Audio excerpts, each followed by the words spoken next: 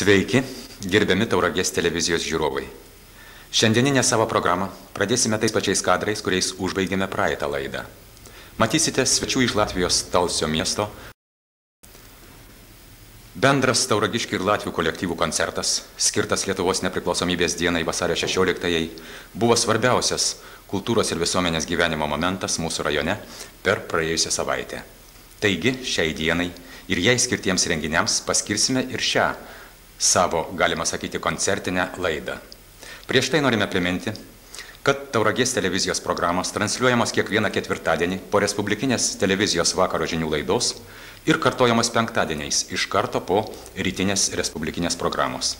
O tiems, kas atsitiktinai buvo įsijungęs savo televizorių antradienį, vasario 19 dieną tarp 12 ir 13 valandos, paaiškiname, kad tai nebuvo specialiai ruošta laida, kadangi vasario mėnesį akivaizdžiai pablogėjo vietos televizijos laidų transliacijos kokybė, redakcija draugė su televizijos bokšto darbuotojais tą dieną bandė įvairius aparatūros reguliavimo variantus, panaudodama tam reikalui skirtingų metų filmuotus siužetus. Todėl prašome nelaikyti šių bandymų eterio teršimu. Rezultatai dėja nelabai džiuginantys, negalime garantuoti ir šiandien aukštos vaizdo ir garso perdavimo kokybės. Jeigu lygis bus žemas, nusprendėme kviesti specialistus iš Kauno retransliacijos centro. O dabar grįžkime prie mūsų svečių. Atvykimo dieną, praeitą ketvirtadienį, pirmą savo atvežtą lietuvišką dainą latviai dainavo gili sniegų užklotame miške, Tauragės prieigose, kur svečius pasitiko rajono atstovai.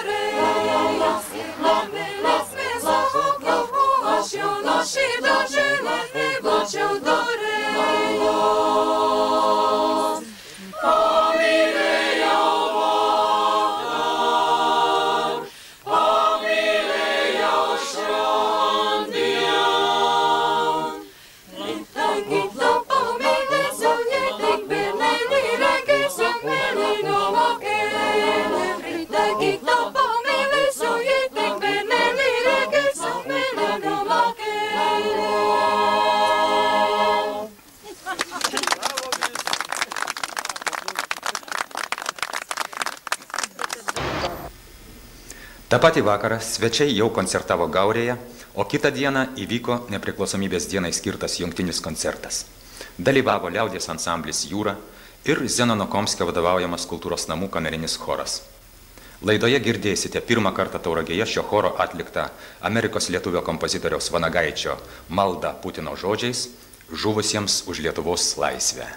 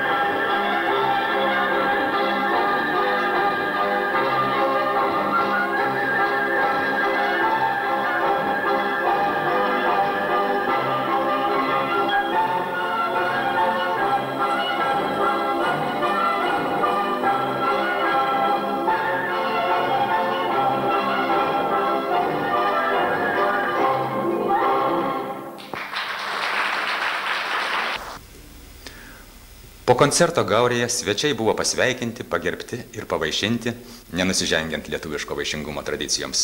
O mes dabar per šakę vieną parą persikelsime į nepriklausomybės dienos minėjimą Tauragės kultūros namuose.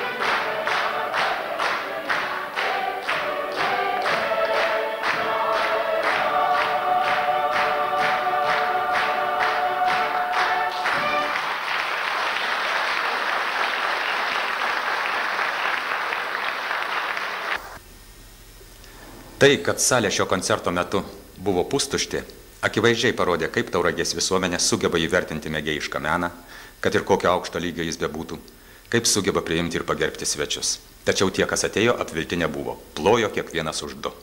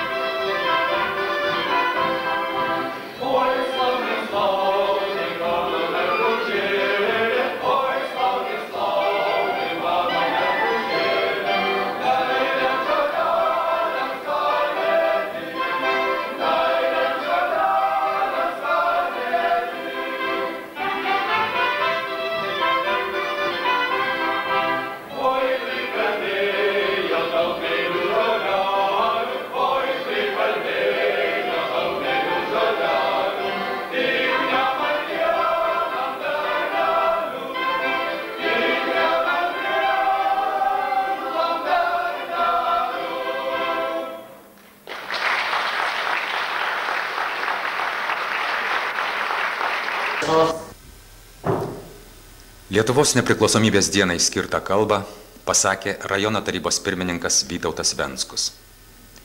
Iš visos širdies mūsų svečius, savo tautiečius latvius, pasveikino ir jiems padėkojo Tauragės evangelikų liuteronų bažnyčios vyskupas Jonas Viktoras Kalvanas. Po to koncertavo svečiai. Pasiklausykite dar vienos jų atliekamos dainos.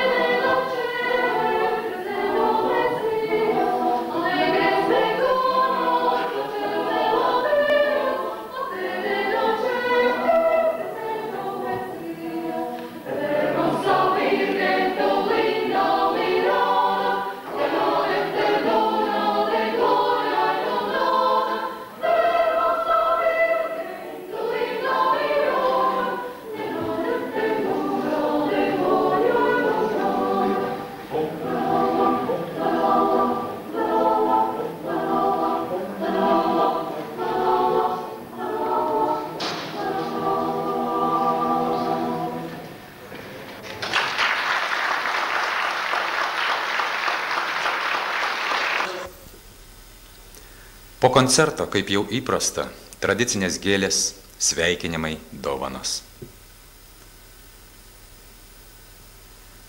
O dabar pažiūrėsime, kaip šią mums brangią datą tą pačią dieną pasitiko du jauni, sveiki ir tvirti vyrukai.